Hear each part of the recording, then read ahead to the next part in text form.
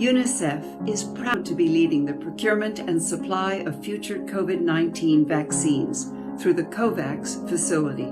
It's a historic effort involving 170 countries to provide rapid and equitable access to initial vaccine doses when they're available.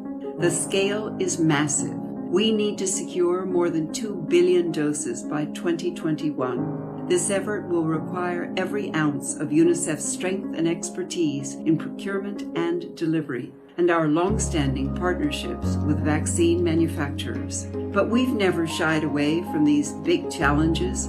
3 decades ago, UNICEF led the Universal Child Immunization Initiative. And today, with our partners and thanks to dedicated frontline workers and volunteers worldwide, we deliver nearly 2.5 billion doses of vaccines every year, and we've been working around the clock to prepare for the COVID vaccine.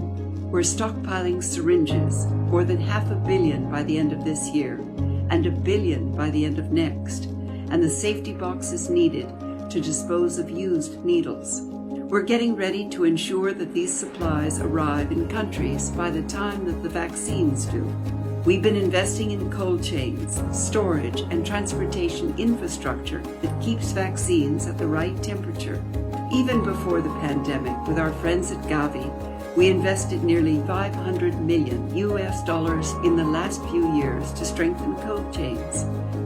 These investments will make it easier to deliver the COVID vaccine where it's needed. But our work is far from over. Our teams around the world are working with governments to prepare, while also keeping other vaccination campaigns up and running. And we're working closely with our generous donors to secure more funding for vaccines overall, especially for countries whose economies have been shattered by the pandemic. COVAX is a massive global undertaking, one that demands an equally massive effort to save lives, to save communities, and to address the most devastating pandemic in generations.